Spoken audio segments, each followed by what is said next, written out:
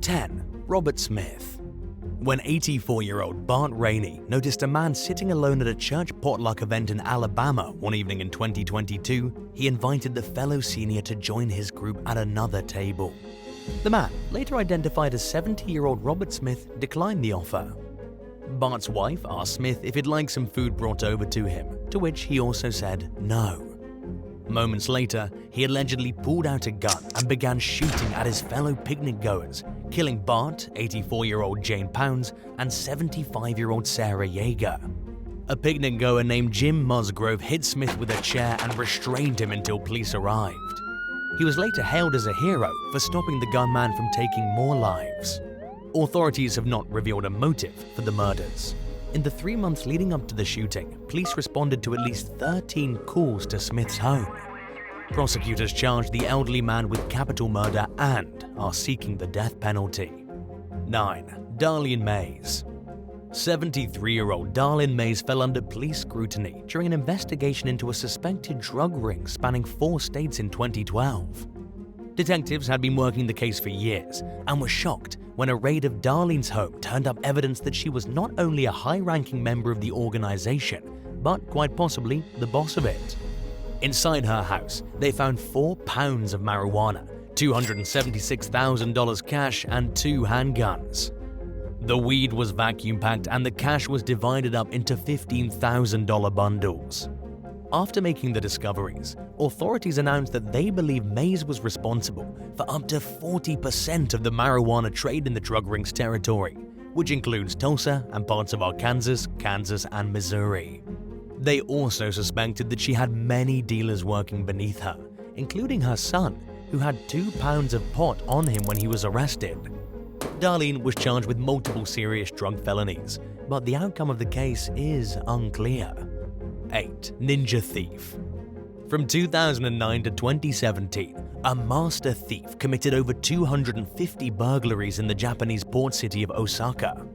Surveillance footage always showed the thief dressed in all black like a ninja as he moved stealthily across rooftops and carried out his crimes with cat-like coordination. Over the years, the so-called Heisei ninja made off with an estimated $260,000 worth of stolen money and valuables. Police finally got a break after 8 years when the ninja burglar appeared on camera without his face covered for the first time. Law enforcement put the suspect under surveillance until they had enough evidence to charge him. The public was shocked when news broke that the legendary criminal was an unemployed old man. While following the man, who was later identified as 74-year-old Mitsuaki Tanigawa, detectives saw that he had a very consistent routine and habits. He left the home every day looking like an ordinary elderly civilian and went to an abandoned apartment building where he transformed into the nighttime version of himself. Tanigawa waited until nightfall and then left under the cover of darkness, as if he was going to a normal third-shift job. When police asked the suspect why he turned to crime, he allegedly said that he simply hated working. He blamed his age for his arrest, stating, "If I were younger, I wouldn't have been caught. I'll quit now, as I'm 74 and old enough." 7. Anthony Aiello. 67-year-old Karen Navarro was found dead in the kitchen of her San Jose, California home in 2018, with horrific injuries to her face and neck. Someone had stabbed her in the head at least 12 times, leaving her with open skull fractures. When Navarro failed to show up for work at a local pharmacy a few days later, it was out of character. Sensing that something was wrong, a co-worker stopped by to check on her and found her lifeless body clutching a knife with a partially eaten slice of pizza at her feet. Her home was in disarray, but nothing valuable seemed to be missing, indicating that the killer had tried to make it look like a robbery had taken place.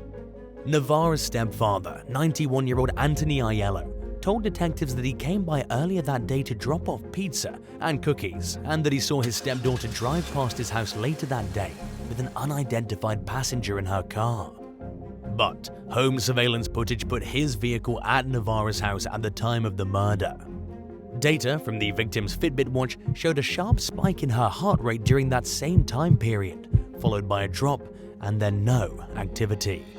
Aiello was later charged with first-degree murder but died while awaiting trial. His lawyer, Edward Caden, told Oxygen that he believed there was a third killer at the scene. He said he was disappointed that he wouldn't have the opportunity to prove his client's innocence in court. 6. Pensioners kidnap financial advisor.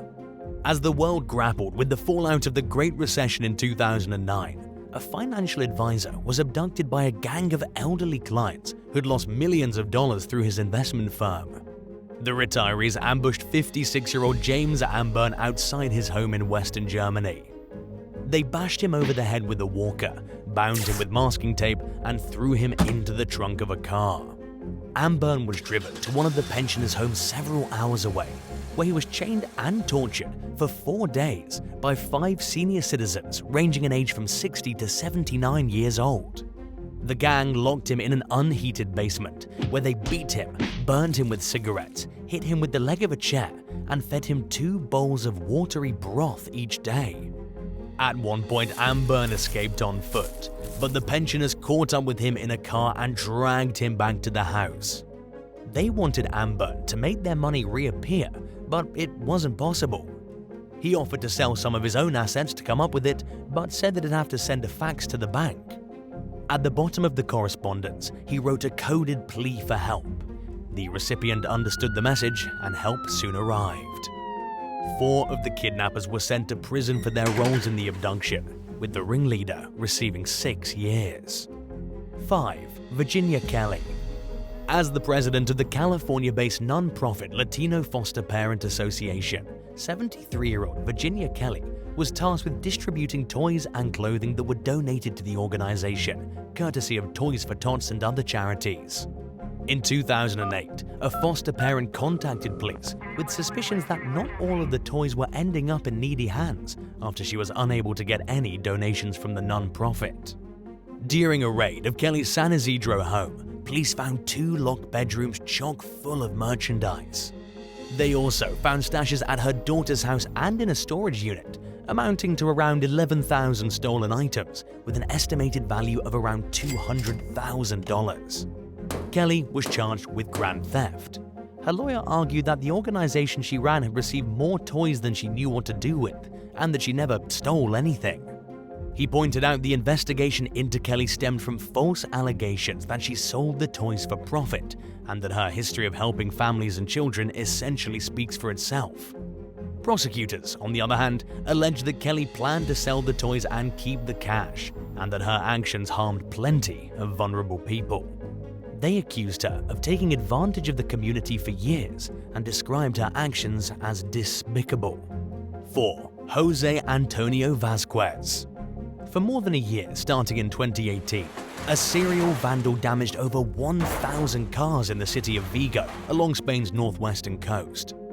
The culprit managed to evade law enforcement until one of his many victims caught him in the act in early 2019. When officers arrived, they found the victim restraining an elderly man who was later identified as 79-year-old José Antonio Vázquez. He was trying to escape. The victim told police that he saw Vázquez keying his car and damaging the lock, and confronted the vandal.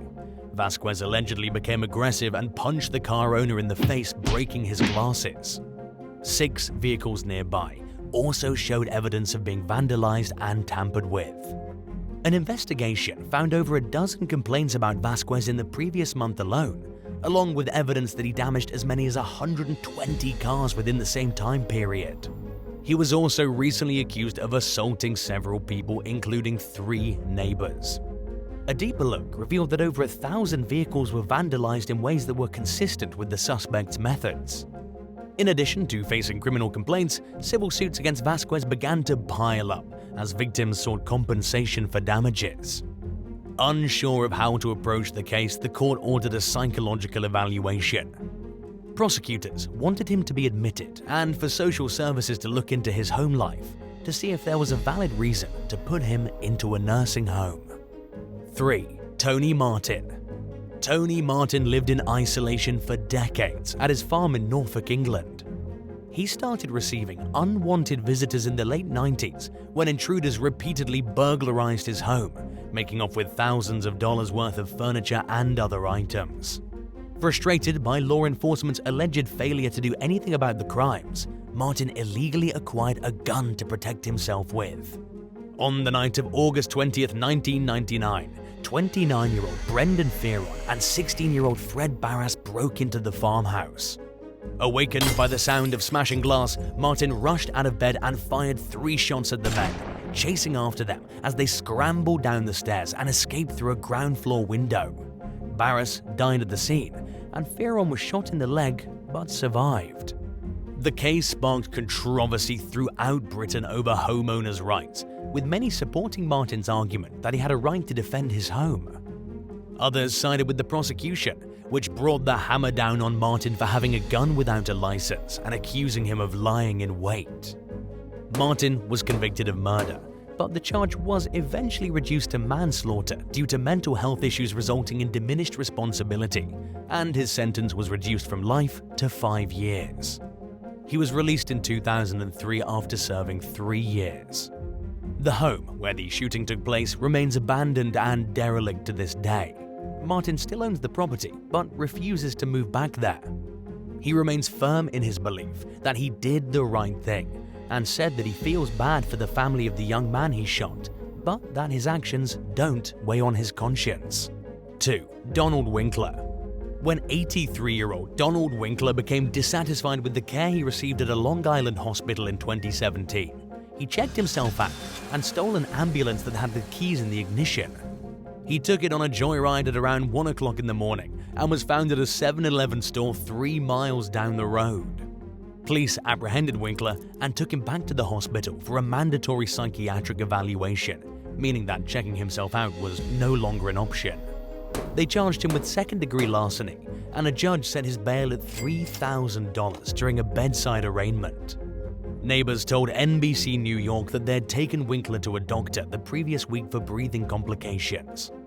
They were especially concerned because he'd already suffered from heart issues and described him as a good person and a veteran who'd recently lost his independence when his children told him to stop driving his car. Authorities said that the EMT who left the ambulance running would be held accountable, but that it's common for medics to leave vehicles running in hospital parking lots. 1. Richard Osborn-Brooks. A homeowner's worst nightmare came true for 78-year-old Richard Osborn-Brooks and his wife in 2018, when they were awakened in the middle of the night by 2 burglars.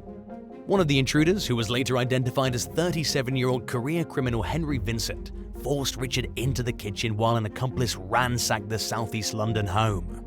The pensioner fought back and stabbed Vincent in the chest.